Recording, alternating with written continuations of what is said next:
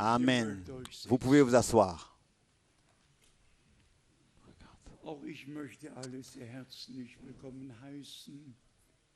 Je voudrais aussi vous saluer tous, que le Seigneur nous bénisse et qu'il soit avec nous, particulièrement tous ceux dans les différentes langues qui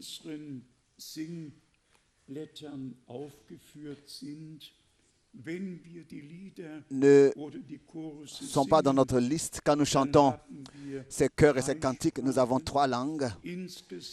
En tout, nous avons 13 langues présentes ici et nous remercions tous nos frères et toutes nos sœurs dans toutes les langues qui de tout leur cœur, dans leur propre langue, peuvent chanter ces cantiques. Les langues, c'est une richesse, c'est un cadeau, un don.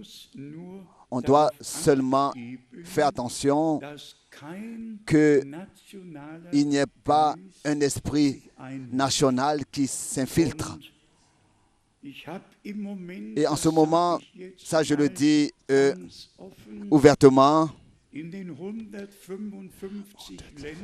dans les 155 pays dans lesquels j'ai pu prêcher la parole, cela, je l'ai toujours fait en anglais. Et il n'y a jamais eu une résistance, un rejet. Tous l'ont accepté comme ça.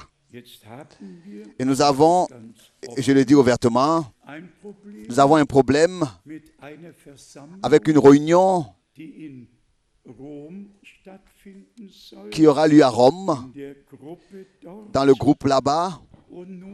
Et j'entends pour la 2e fois que la langue allemande à Rome n'est pas acceptée. Oui. Que la langue allemande à Rome n'est pas acceptée. Et la raison est la suivante. Il y a déjà un Allemand là-bas qui parle allemand, et ça c'est Ratzinger, donc le pape. Et bien sûr, ça ce n'est pas simple, n'est-ce pas, de décider ce qui doit être fait. Je suis toujours prêt à prêcher en anglais. C'est la meilleure langue pour la prédication de la parole qui existe sur terre. Mais s'il n'y a pas de traducteur, alors qu'est-ce qu'on doit faire? Nous demandons vraiment aussi que dans ce cas, l'Esprit de Dieu conduise et que tout ce qui est humain reste éteint et que seulement l'Esprit de Dieu reçoive ce qui lui revient de plein droit avec chacun de nous. C'est cela dans toutes les langues, etc. Qu'est-ce que les différents hommes en pouvaient? Un Jan Hus à Prague, un Luther en Allemagne et un Zwingli en Suisse, un Wesley en Angleterre. Qu'est-ce qu'ils en pouvaient? Si par exemple frère Branham et tous les autres qui étaient là auparavant, c'est ainsi, bien aimés frères et sœurs, que nous avons la grâce de servir le Seigneur. Oui, nous devons le servir tel que nous sommes et aussi dans la langue que Dieu nous a accordée. Nous espérons que la situation avec Rome sera possible, sinon je resterai ici. Oui, il faut que les choses arrivent à ce point qu'en esprit nous devenons un, en esprit nous soyons un, et que nous puissions mettre Dieu à la première place et tout ce qui est national soit mis de côté. Que le Seigneur, puisse accorder sa grâce pour cela. Je ne dois pas manquer de saluer tous et souhaiter à tous les bienvenus, notre frère, particulièrement notre frère Joseph de Kinshasa. Lève-toi, le frère Joseph de Kinshasa, pour que tout le monde te voie. Que Dieu te bénisse particulièrement parmi nous. Nous avons aussi un frère de l'Angola ici. Où est le frère de l'Angola? Que Dieu te bénisse parmi nous. L'Angola, si Dieu accorde sa grâce, sera apporté en relation avec Malawi, avec les voyages là-bas, dans l'un des voyages dans la région. Particulièrement à Cabinda, nous n'avons pas eu seulement 100, mais plus de 1000 qui ont écouté la parole de leur dans toute l'Afrique. Dieu a fait de grandes choses et a béni richement. Ensuite, je demanderai à tous, notre sœur de la Danemark, frères et sœurs de la Pologne, tous ceux qui sont ici pour la première fois, et particulièrement d'Atlanta, et particulièrement aussi de la Guadeloupe. Que Dieu le Seigneur vous bénisse. C'est bien de ce que vous avez pu entreprendre ce voyage ici. Et aussi, vous tous, bien mes frères et sœurs,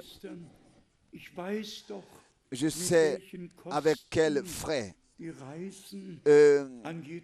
vous supportez ces voyages tous les premiers week-ends. Combien de frais? Et hier, le frère Koufer me disait, depuis 38 ans, je viens tous les premiers week-ends à Krefeld et tous les derniers week-ends, je vais à Zurich. Depuis 38 ans. Imaginez-vous cela. Quelle valeur est mise sur la parole de Dieu. Et justement, le frère Koufer me disait toujours de nouveau, il me dit toujours de nouveau, je suis conscient de la responsabilité que tu portes. Continue à le faire avec l'aide du Seigneur et effectue le ministère que Dieu t'a accordé. Nous avons particulièrement des salutations du frère John de Bucarest. Il y a des comptes rendus puissants de ce que Dieu a fait. Particulièrement le témoignage d'une sœur qui a appelé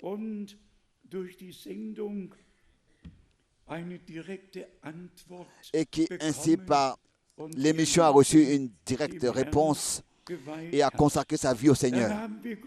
L'émission de télévision en Roumanie. Nous avons un appel de l'Hongrie. Et nous souhaitons à notre frère Leuch et tous ceux qui travaillent avec la langue hongroise, que Dieu les bénisse d'une manière particulière, comme il a béni dans toutes les autres langues. Ensuite du Gabon et de Turin et du Burkina Faso, des salutations fraternelles, et aussi du Congo, et ensuite de la capitale de la Côte d'Ivoire, Abidjan, des salutations fraternelles, ensuite de Klausenburg, de l'Ourche, nos frères saluent fraternellement. Ensuite, une requête de prière d'une sœur, Anna, que nous devons apporter au Seigneur dans la prière. Des salutations de Brazzaville, salutations de l'Angola encore, et encore des salutations. Un frère a appelé de l'Angola et a remercié et disait, nous avons suivi en direct, nous avons vu en direct et nous avons compris l'importance des choses actuelles dans le royaume de Dieu. Ensuite, notre frère Eric de l'Afrique du Sud, frères et sœurs de Ottawa, du Canada, et encore de Johannesburg et encore de la Nouvelle-Zélande. Tous nos frères et sœurs sont liés avec nous tous. Et nous saluons tous de tout notre cœur dans le monde entier.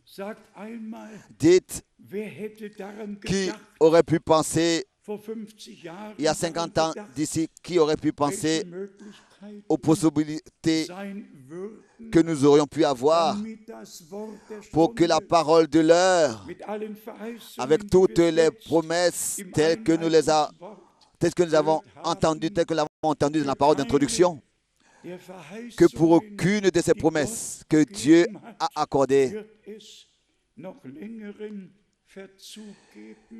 il y aura encore un délai pour qu'elle s'accomplisse. Tout ce qu'il a dit, tout ce qu'il a promis, il veille sur sa parole pour l'accomplir. Et comme c'est merveilleux de ce que nous pouvons nous reposer dans cette certitude de savoir qu'il porte la responsabilité aussi pour l'accomplissement des promesses et pour l'achèvement de son Église, pour qu'elle soit sans tache, sans ride, irréprochable devant son trône. Aussi notre frère de Tachtek, nous le saluons encore. Est-il encore ici? Est-il un frère dans le ministère? Alors il pourrait remettre des salutations. Oui, nous avons la liberté ici.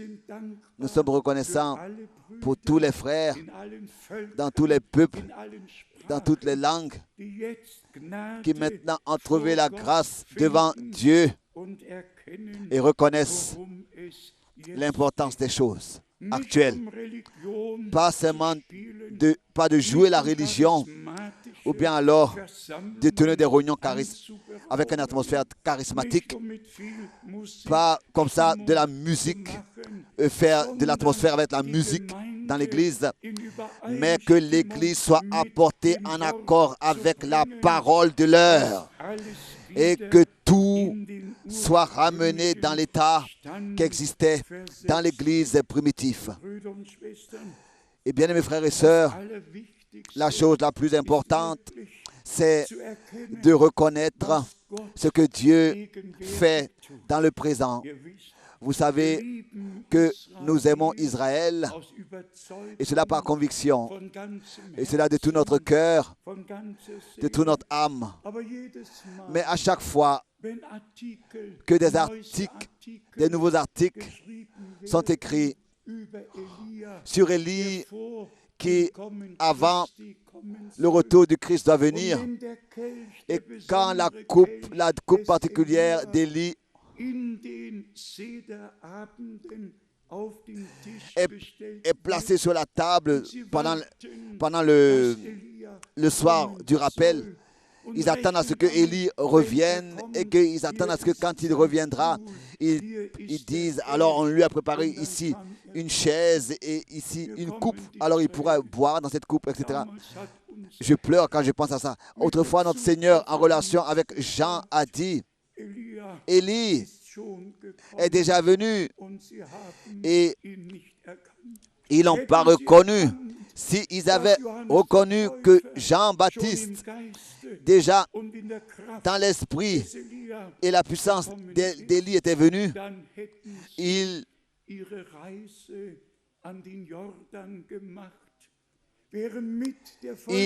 seraient aussi allés au Jourdain.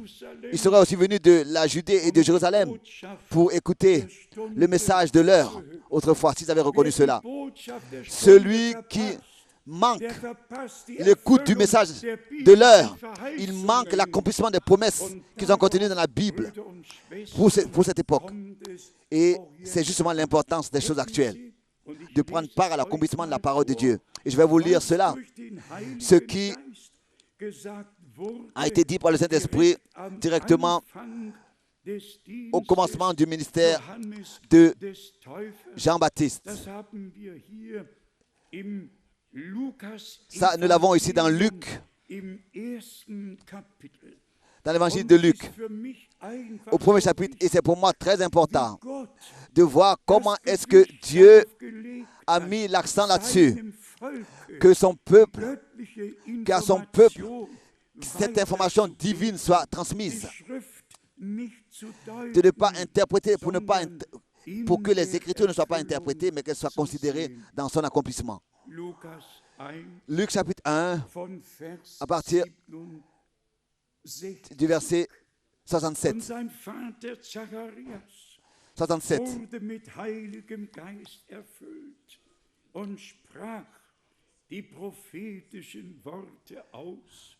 Verset 67.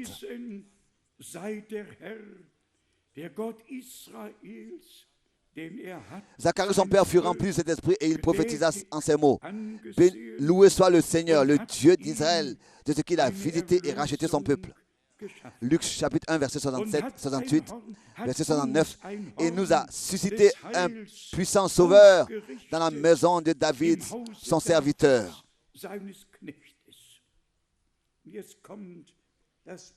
Et maintenant arrive la chose particulière. Verset 70. Comme il avait annoncé par la bouche de ses saints prophètes des temps anciens.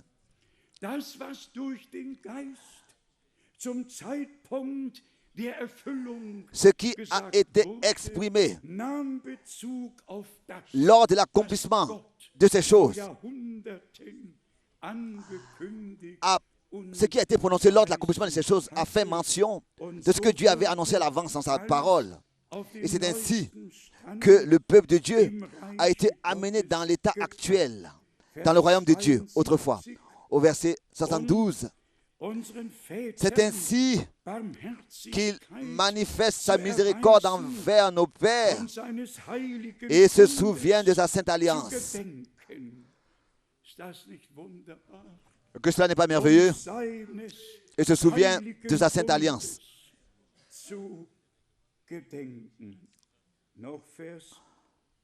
Encore le verset 67. Et toi, petit enfant, tu seras appelé prophète du Très-Haut, car tu marcheras devant la face du Seigneur pour préparer ses voies, afin de donner à son peuple la connaissance du salut par le pardon de ses péchés.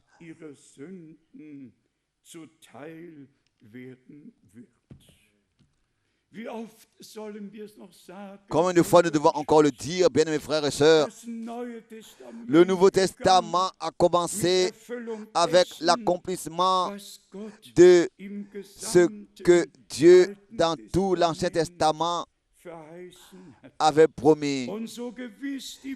Et ainsi aussi certain que les hommes de Dieu, que ce soit les 4 évangiles,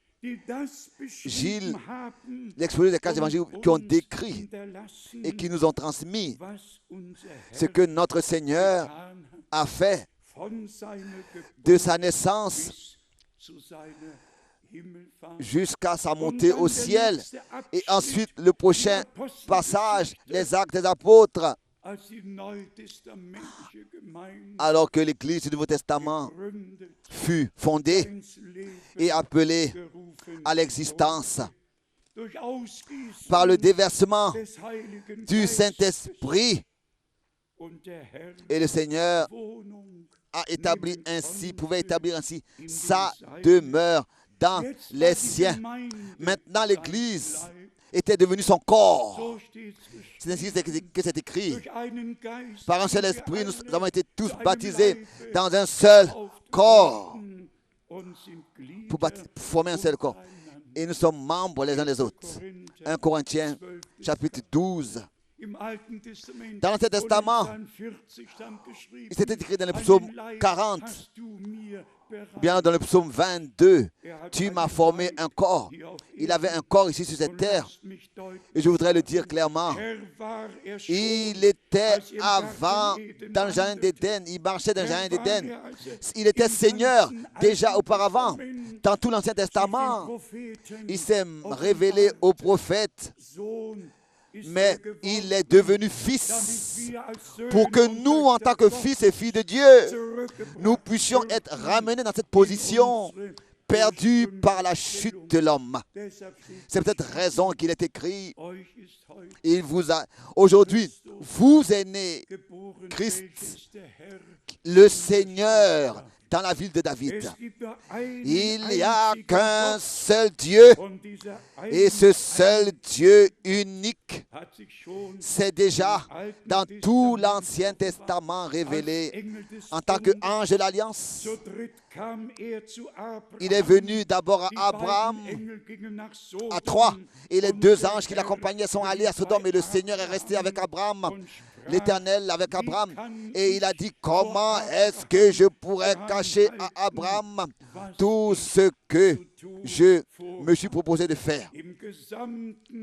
Dans tout l'Ancien Testament, le Seigneur s'est révélé.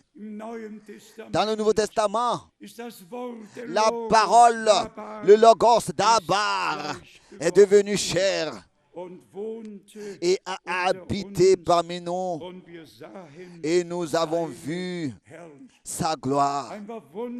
C'est merveilleux de savoir que Dieu est unique et est constitué d'une seule personne. C'est pour cette raison qu'il est écrit déjà du premier serment.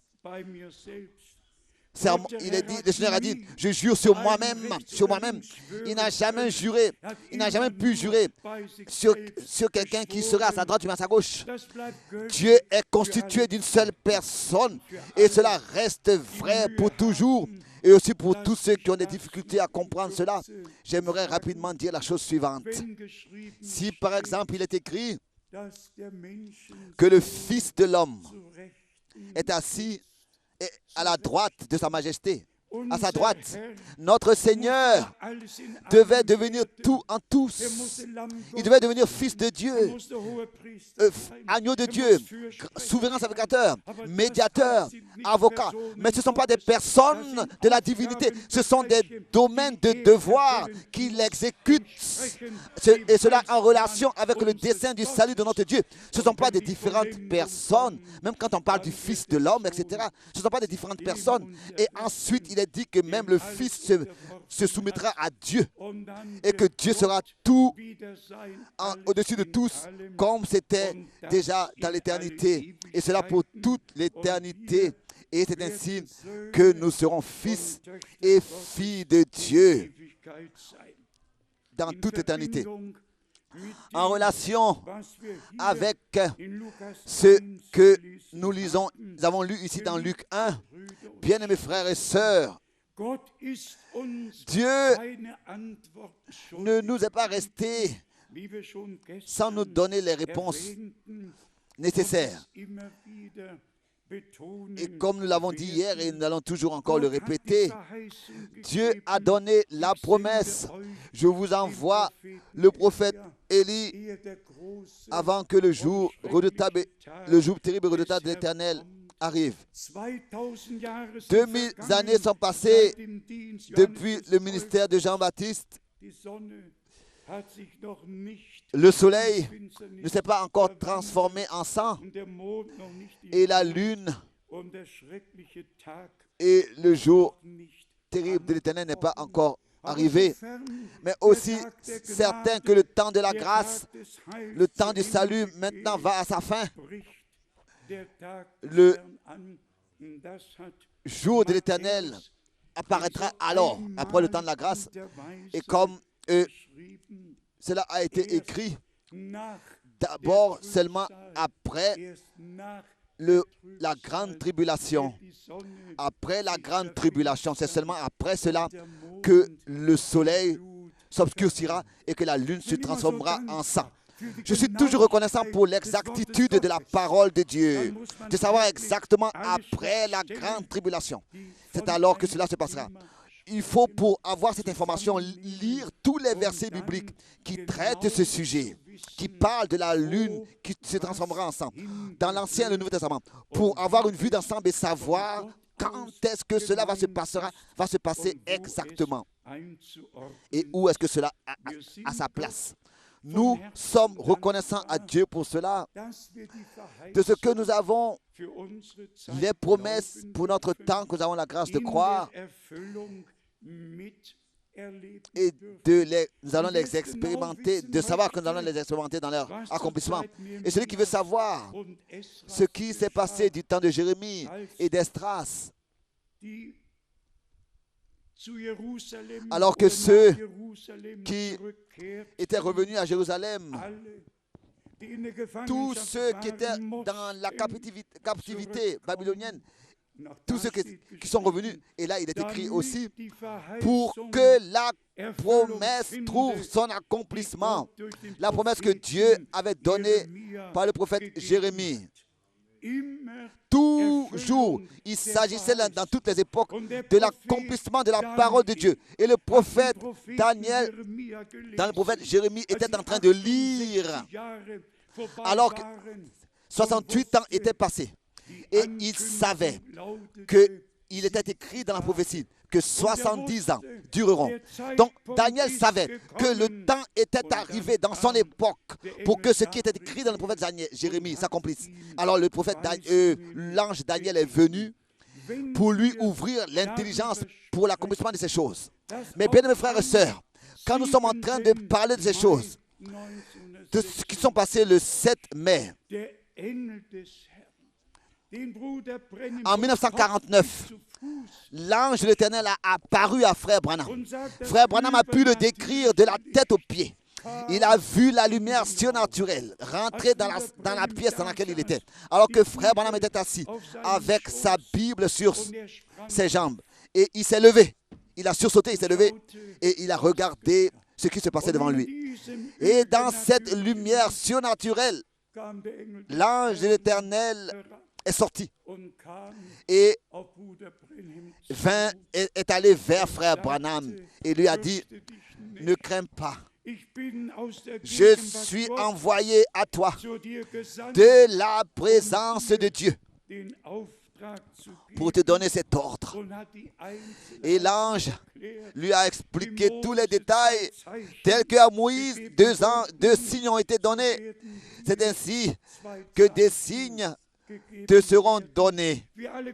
Tous, nous pouvons croire que l'ange, n'est-ce pas, vint à Zacharie, vint à Marie, vint à Daniel. Et celui qui lit même dans les Actes des Apôtres, l'ange est même allé à Corneille et lui a dit ce qu'il devait faire et qu'il devait envoyer, appeler l'homme de Dieu. Bien, mes frères et sœurs, nous vivons dans les jours de la Bible encore. Et nous pourrons même aller jusqu'à l'Apocalypse, le premier chapitre, et constater qu'il est écrit que le Seigneur a envoyé ses anges pour révéler à ses serviteurs ce qui doit s'accomplir bientôt. Les anges sont des esprits au service de ceux qui doivent hériter du salut. C'est écrit dans Hébreu. Donc quand Dieu sur terre accomplit des promesses, alors l'action surnaturelle a lieu pendant l'accomplissement de ces promesses bibliques. Je suis toujours de nouveau reconnaissant et de tout mon cœur heureux et joyeux, oui, saisi de la grâce que Dieu m'a accordée, que Dieu t'a accordée, que Dieu nous a accordée. Même de ce que moi, le plus moindre de tous, alors que j'entendais que Frère Branham disait que cette photo est accrochée à Washington DC. Qu'est-ce que j'ai fait?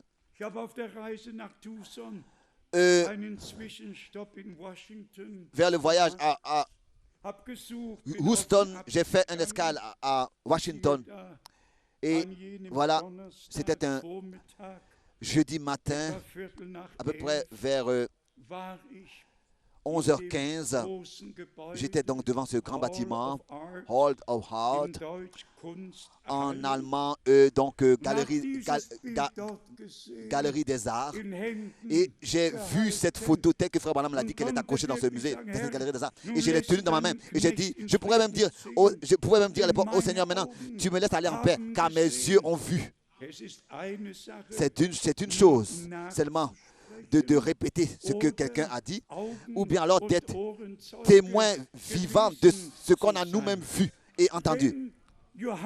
Si par exemple Jean l'apôtre écrit ce que nous avons vu, ce que nous avons entendu, ce que nous avons touché de nos propres mains, c'est ce que nous annonçons. Oui, j'ai tenu de mes deux mains à l'endroit dans cette galerie d'art. J'ai tenu dans mes mains ce que Frère Branham avait dit. Ce que Dieu a fait n'a pas eu lieu dans un coin caché sur terre.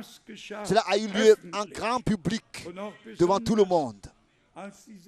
Et particulièrement quand ce docteur John Lacy a reçu cette photo, c'est-à-dire le négatif. C'était l'homme, la plus grande personnalité dans le FBI à l'époque, dans le FBI aux États-Unis, n'est-ce pas, pour examiner les documents douteux. Et ensuite, le 29 janvier, il a donné ce compte rendu que cette lumière-là a dû être frappée par l'appareil. Par l'objectif. Sinon, cette lumière n'aurait pas pu être prise en photo. Elle a dû sûrement être sur la tête de cet homme.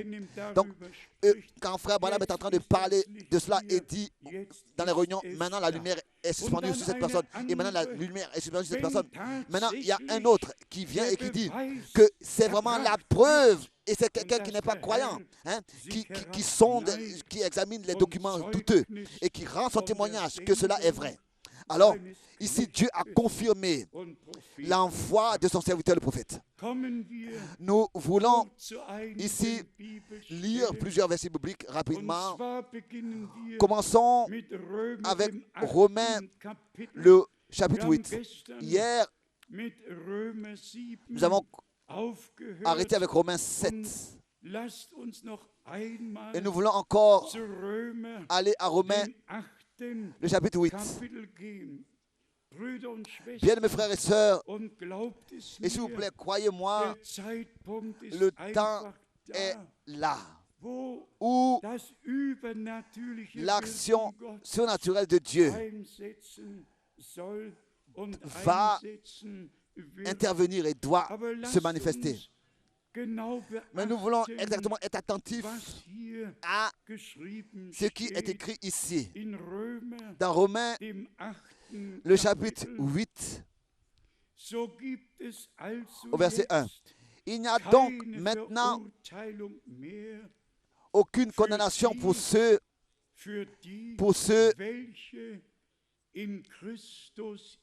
qui sont en Jésus-Christ. En anglais et en français, ici il est encore écrit directement après cela, pour ceux qui ne marchent pas selon la chair, mais selon l'esprit.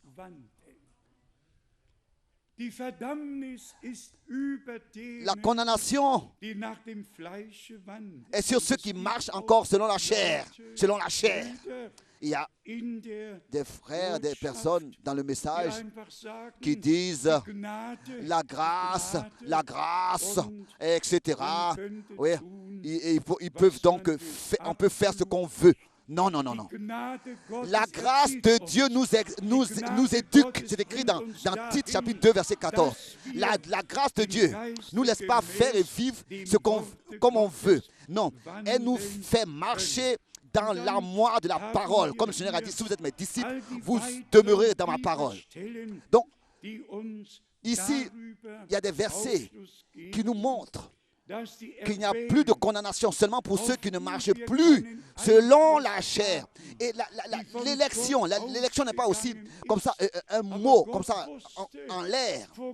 Dieu a pu savoir, avant même la fondation du monde, qui sont ceux qui croiraient et qui ne croiraient pas.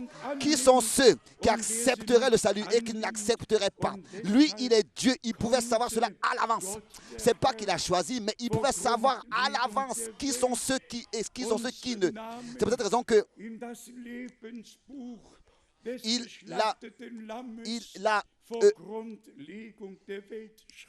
il a pu écrire leur nom dans avant la fondation du monde, dans le livre de l'agneau. Et ainsi nous sommes reconnaissants. Nous sommes reconnaissants. C'est pour cette raison que la grâce nous fait marcher et nous fait marcher dans le miroir de la parole de Dieu.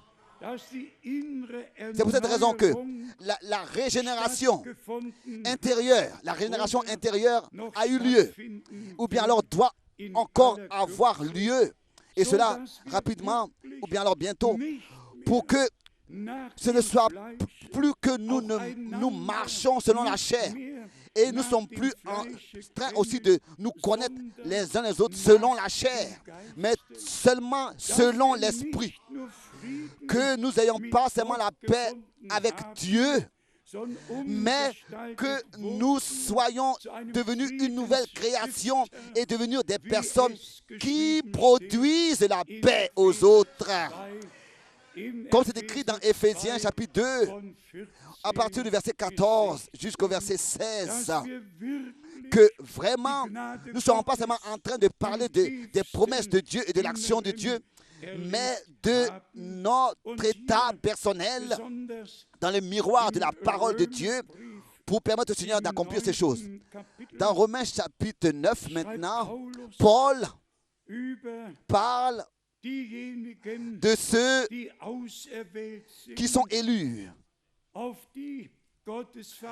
et ceux sur lesquels s'accompliront et justement les promesses de Dieu. J'aimerais lire cela et lire ces versets avec crainte. Romains chapitre 9 verset 6. 6, 7 et 8. Romains 9. Ce n'est point à dire que la parole de Dieu soit restée sans effet. Romains 9, verset 6. Car tous ceux qui descendent d'Israël ne sont pas Israël. Ce ne sont pas tous ceux qui descendent d'Israël, qui sont d'Israël, sont Israël. Alors directement, il vient à parler de la chose, donc du noyau. Et il dit ici, au verset...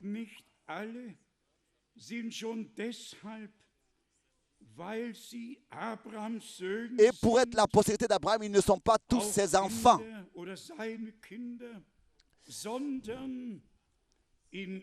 Mais il est dit, en Isaac sera nommé pour toi une postérité. Abraham avait beaucoup d'enfants. Après Isaac, il y a eu encore Ketura, il a eu encore 6 fils avec elle. C'est écrit encore comme ça dans Genèse, le chapitre 25. Mais Abraham a, n'est-ce pas, dit, Paul a dit que ce n'est pas parce qu'ils sont enfants d'Abraham selon la chair qu'ils sont héritiers, mais celui qui m'a été accordé à cause d'une promesse, par une promesse, l'enfant de la promesse. Ici dans Genèse chapitre 25, au verset 1, il est écrit, Abraham prit encore une femme nommée Ketura. Elle lui enfanta. Ensuite, les 6 fils qui lui furent nés sont nommés ici. Ensuite, au verset 5 et 6, Abraham donna tous ses biens, mais Abraham donna tous ses biens à Isaac. Ici, nous avons une parole prophétique, une parole merveilleuse. Pas tous les enfants de Dieu, d'Abraham, ont hérité d'Abraham, mais seulement un seul, c'est-à-dire le fils de la promesse, le fils que Dieu lui a promis. Tous étaient des fils d'Abraham, mais lui, il était le fils promis.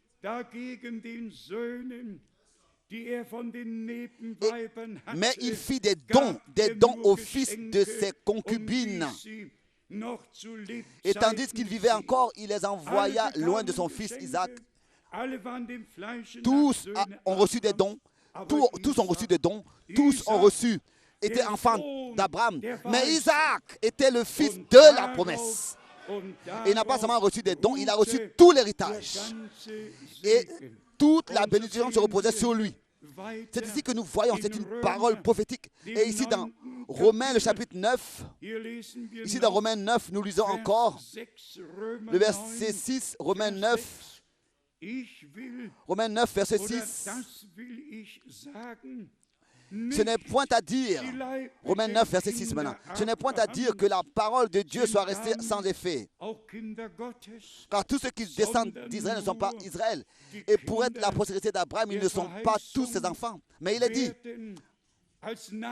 en Isaac sera nommé pour toi une postérité. C'est-à-dire que ce ne sont pas les enfants de la chair qui sont enfants de Dieu, mais que ce sont les enfants de la promesse qui sont regardés comme la postérité. Aujourd'hui, tous se disent chrétiens, mais qui sont vraiment chrétiens? Tous se disent enfants de Dieu, mais qui sont vraiment fils et filles de Dieu? Ce sont ceux qui croient ce que Dieu a promis pour ce temps présent. Car les promesses de Dieu ne passent jamais, elles restent éternellement. Car c'est par son sang que Dieu a promis, que Jésus a promis ce qu'il a scellé, ce qu'il a promis dans sa parole. Donc nous sommes encore revenus dans notre principal sujet. Notre Seigneur dit, celui qui croit en moi, comme le dit l'Écriture, pas seulement qui croit en moi. Notre Seigneur a dit, sanctifie-les où? Dans ta vérité, car ta parole est la vérité. Donc il s'agit toujours de la parole. L'Écriture dit que sans sanctification, personne ne verra le Seigneur.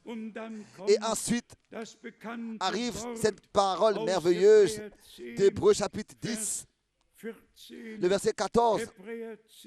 Hébreux chapitre 10, verset 14. Ici, cela est encore représenté devant les yeux d'une manière merveilleuse. Hébreux 10, verset 14.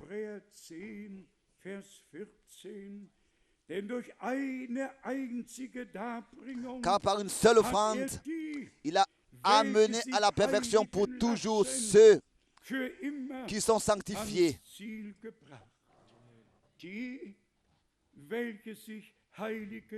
Ceux qui se laissent sanctifier. Le troupeau racheté par le sang se laisse sanctifier par la parole. Se sanctifie par la parole. Sanctifie-les dans ta vérité. Ta parole est la vérité.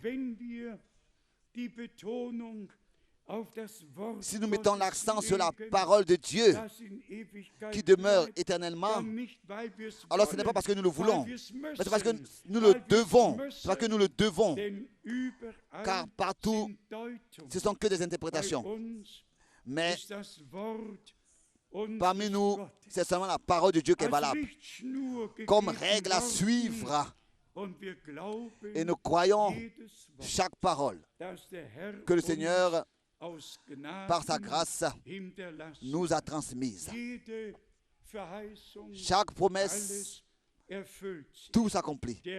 Le Seigneur, c'est ce que nous le croyons, reviendra pour la deuxième fois. Donc, viendra pour la deuxième fois, reviendra. Et laissez-moi lire cela dans le chapitre 9 d'Hébreux. Hébreux, chapitre 9, le dernier verset. De même, Christ, qui s'est offert une seule fois pour porter les péchés de plusieurs, apparaîtra sans péché une seconde fois à ceux qui l'attendent pour leur salut.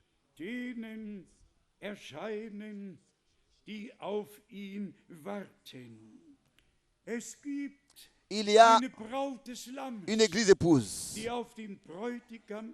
qui attend l'époux. L'appel à sortir signifie et veut dire, voici, et dit, voici l'époux vient. Préparez-vous pour aller à sa rencontre. La première fois, il vint pour ôter les péchés. La deuxième fois, il vient sans relâcher avec le péché, mais avec celui qui a accepté le sang de la rédemption et se prépare pour son retour. Il ne vient pas encore une fois pour apporter un sacrifice pour le péché. Non, maintenant il vient pour nous prendre auprès de lui. Et après avoir fait tout ce qui était nécessaire pour notre salut, il vient pour reprendre ceux qui ont expérimenté sa grâce. Et encore une fois, pour nous représenter Romains 8 devant les yeux, aucune condamnation pour ceux qui marchent selon l'esprit. Pour ceux qui marchent selon l'esprit, qui ne marchent plus selon la chair. Plus de condamnation pour ceux qui sont en Jésus-Christ. Et seulement si nous sommes sous le sang, sous la conduite du Saint-Esprit, dans la parole de Dieu demeurons. C'est ainsi que nous demeurons en Dieu. Et sa frère Branham le dit aussi de manière si claire. Si vous quittez la parole, Dieu vous quitte. Nous devons, dans tout ce que nous faisons, demeurer dans la parole pour être dans la volonté de Dieu. Ici, l'importance est mise sur la parole. Aussi dans Apocalypse, le chapitre 10. Il est toujours de nouveau écrit seulement une seule question. Que dit les Écritures? En toute chose, nous devons seulement poser la question. Que dit les Écritures? Nous ne voulons rien savoir d'autre. Oui, que dit les Écritures? Dans Apocalypse chapitre 10. Sans, ici, infiltrer une interprétation. J'aurais même eu le courage de, comme Paul, dans Galates chapitre 1, au verset 8, de dire, Paul a prononcé la malédiction sur tous ceux qui tordent le sens de l'évangile primitif et lui donnent une autre signification. Qui sont les frères qui donnent une autre signification à un verset biblique ou bien à une écriture et qui interprètent Apocalypse 10 de leur propre chef, Qui leur a donné ce droit? Le Seigneur a dit, celui qui parle de son propre chef cherche son propre honneur. Qui donne le droit à ses frères de donner une interprétation particulière à une écriture? Qui leur donne ce droit? Il est écrit dans Apocalypse 10. Le Seigneur, en tant qu'ange de l'Alliance, descend avec le livre ouvert, avec l'arc-en-ciel sur sa tête. Il mettra un pied sur la terre et un autre pied sur la mer. Et comme un lion, il rugira. Et ensuite, les 7 tonnerres feront entendre leur voix. Mais pas un frère aux États-Unis, ou bien en Russie, ou bien quelque part d'autre.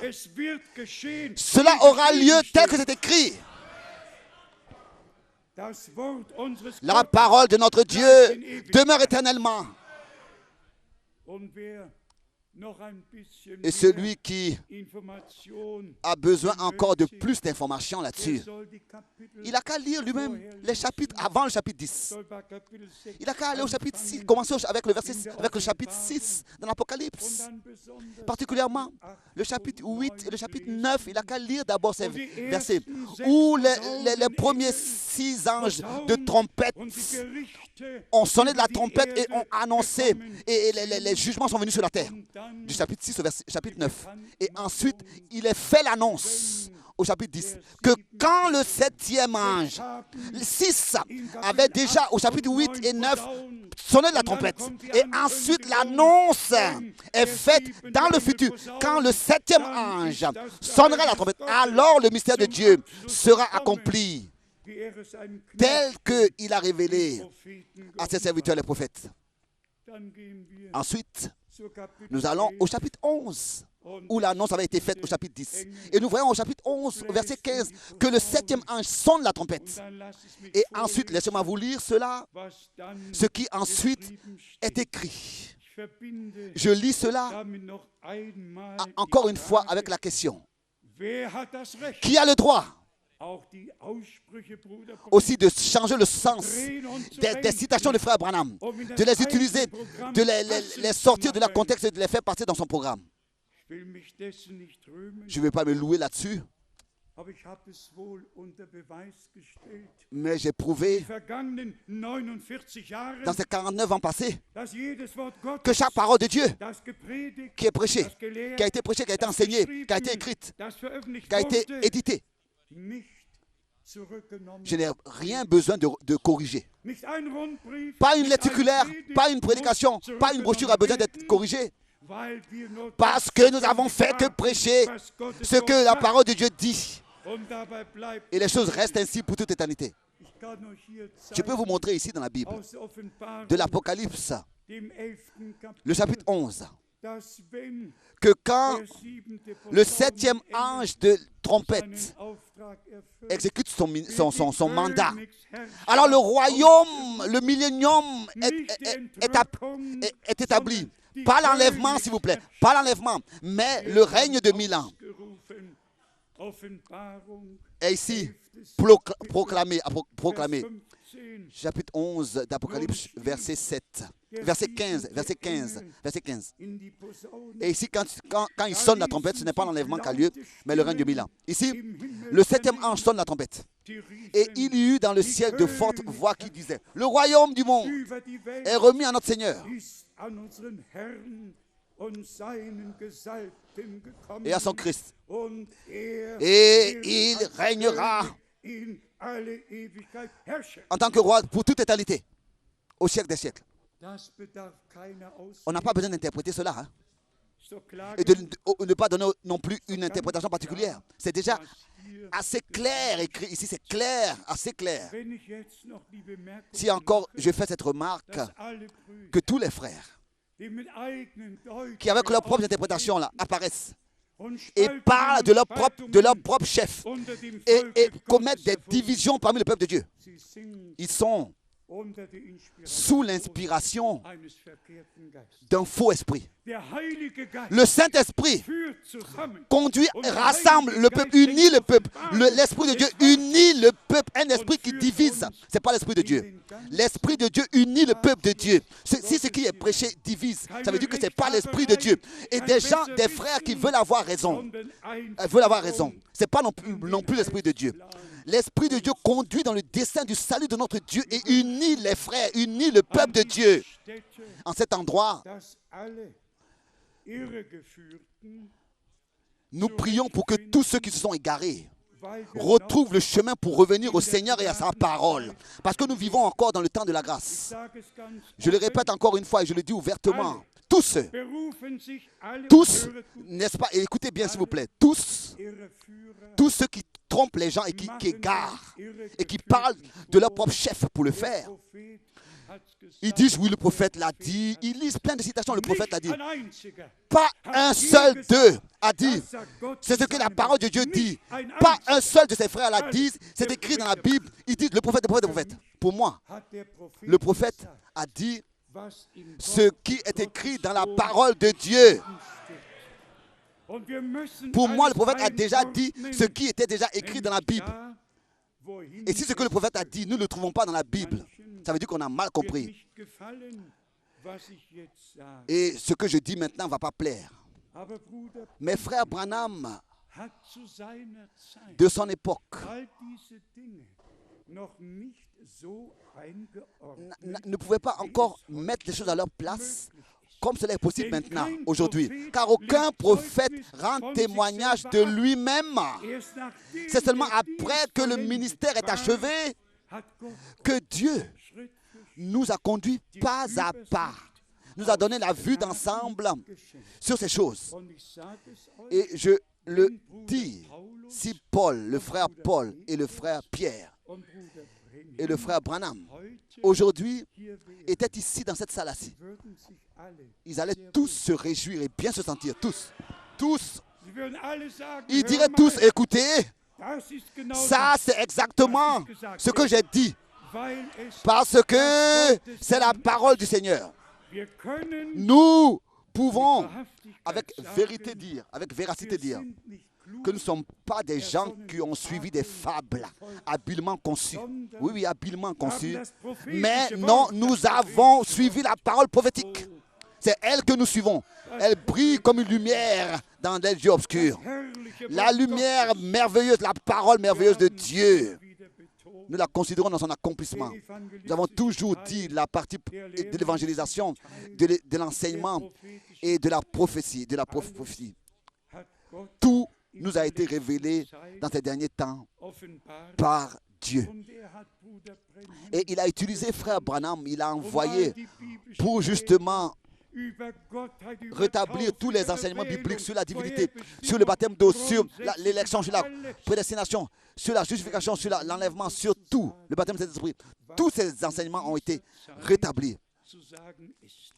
Et ainsi Dieu nous fait savoir ce qu'il veut que nous sachions.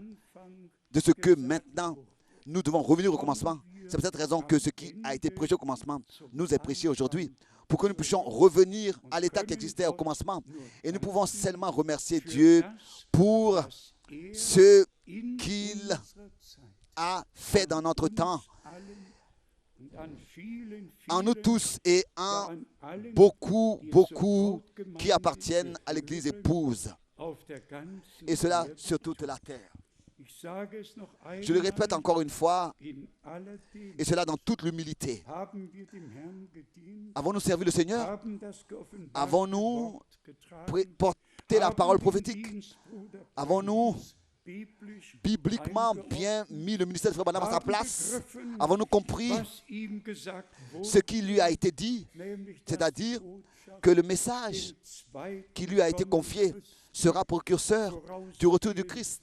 Sera précurseur, c'est écrit. C'est ce qui lui a été dit. Et nous voyons que le message maintenant est précurseur, est prêché dans le monde entier avant le retour du Christ. Qui aurait pu aujourd'hui s'imaginer que de 88 pays actuellement, aujourd'hui, en direct, les frères et sœurs peuvent suivre en ligne. Ça, c'est la grâce de Dieu pour que aussi s'accomplisse ici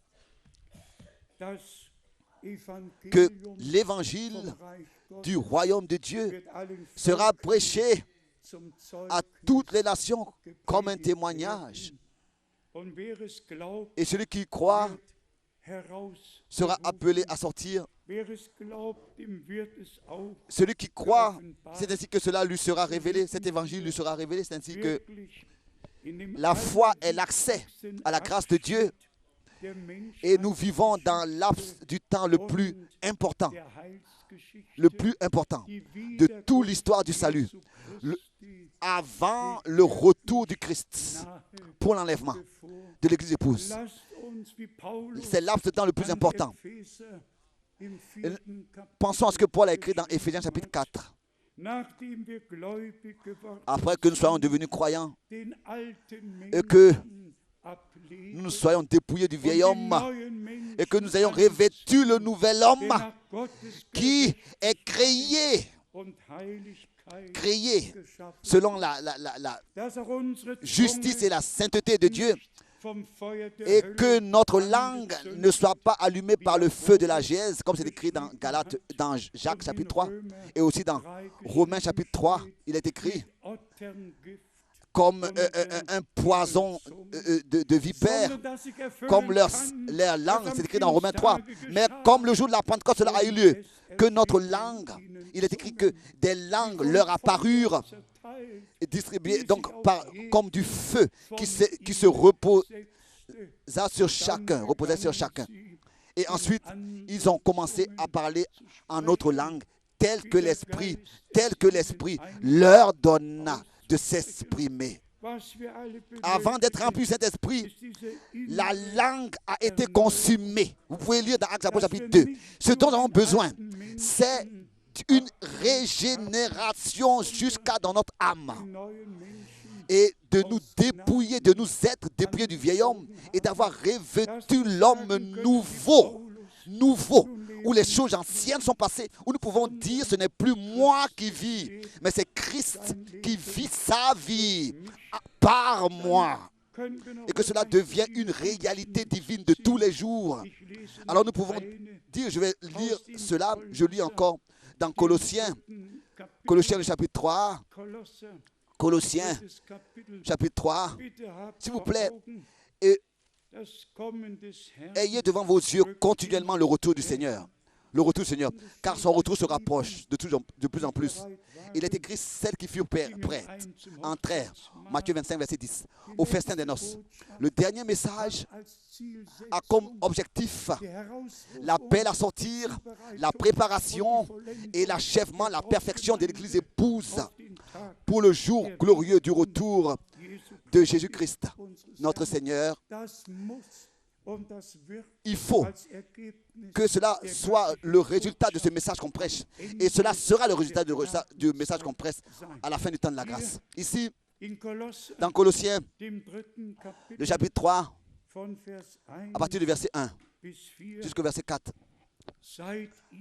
Si donc vous êtes ressuscités avec Christ, cherchez les choses d'en haut, où Christ est assis à la droite de Dieu.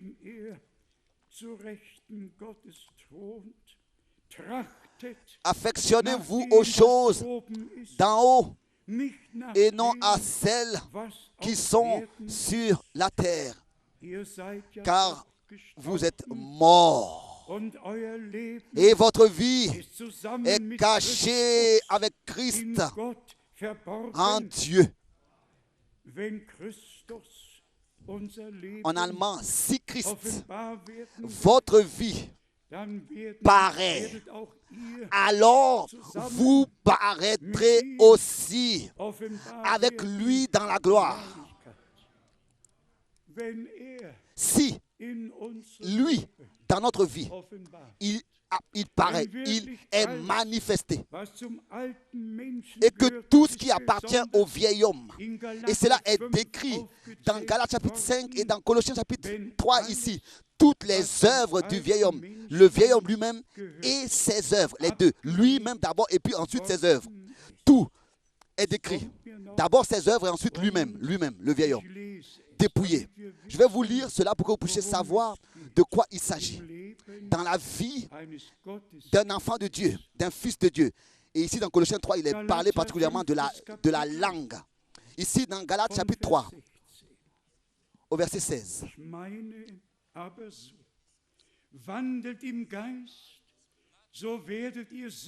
Galates chapitre 5, verset 16. 5, verset 16. Je dis donc, marchez selon l'esprit et vous n'accomplirez pas le désir de la chair. Car la chair a des désirs contraires à ceux de l'esprit.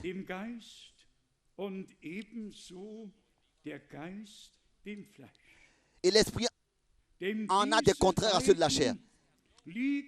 Ils sont opposés entre eux, afin que vous ne fassiez point ce que vous voudriez. Ils sont opposés entre eux.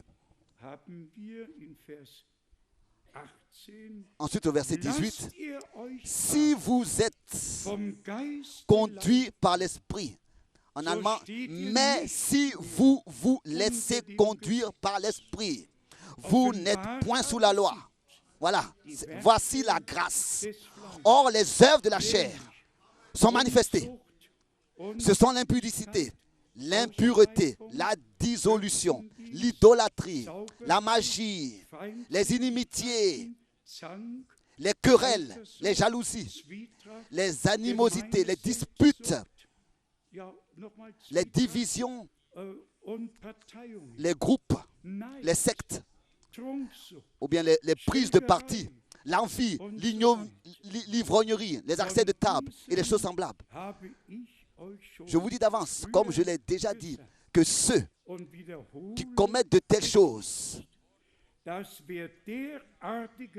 en parlant de grâce, commettent de telles choses, n'hériteront point le royaume de Dieu.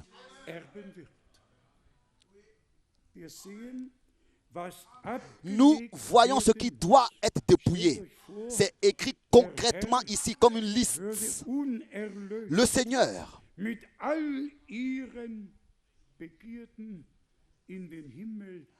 ne va pas venir chercher des rachetés avec tous leurs désirs encore en eux. Non.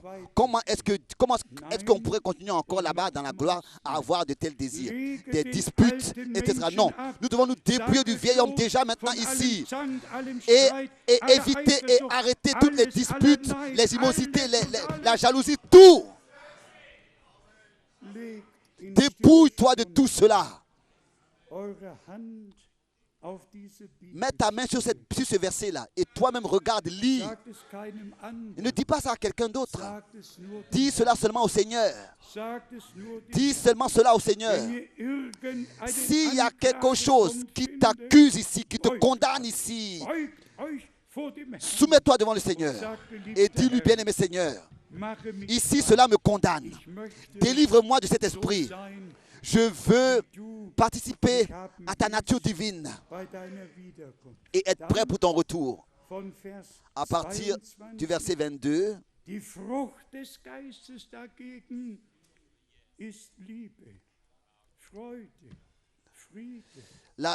mais le fruit de l'esprit, c'est l'amour, la joie, la paix, la patience, la bonté, la bénignité, la fidélité, la douceur, la tempérance. La loi n'est pas contre ces choses.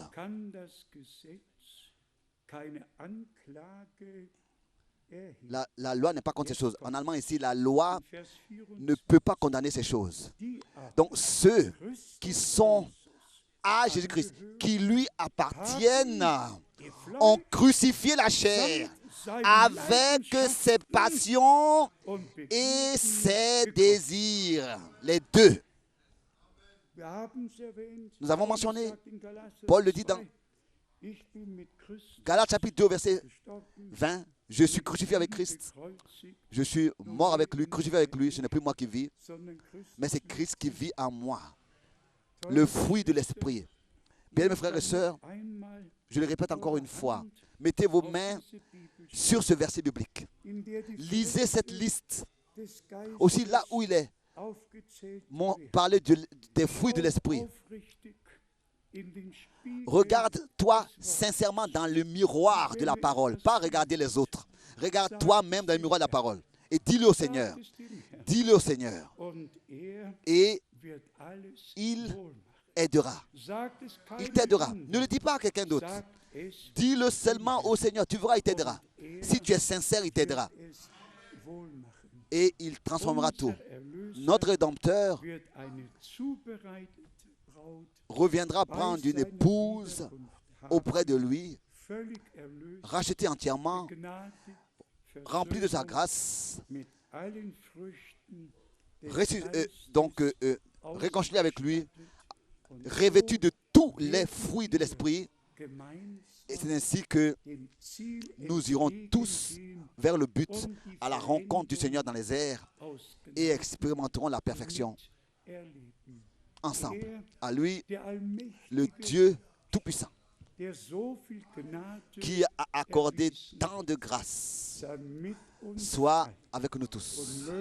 Et que aussi ces observations de la parole d'aujourd'hui puissent produire leur effet en nous pour l'éternité.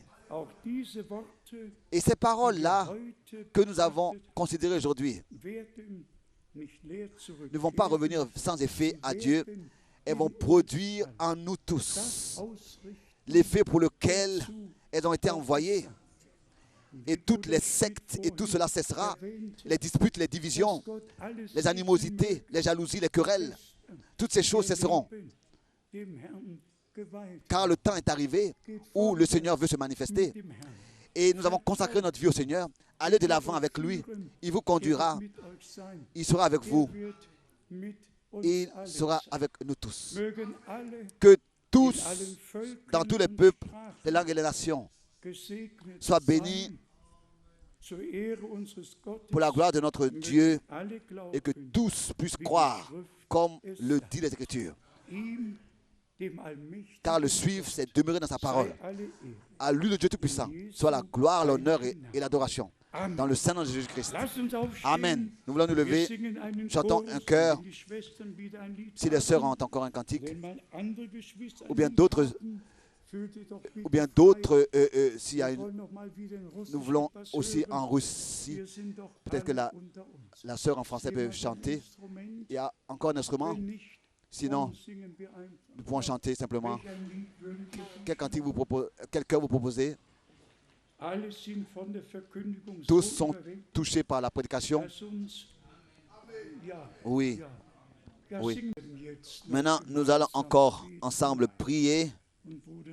Et le frère Schmidt lui demander qu'il puisse, tous ceux qui ont consacré leur vie au Seigneur, tous ceux qui ont permis que le Seigneur leur parle et sont prêts à mettre sa parole en pratique, que le Seigneur nous accorde la force pour cela et nous bénisse tous, particulièrement aussi notre frère de Tashkent et tous les frères.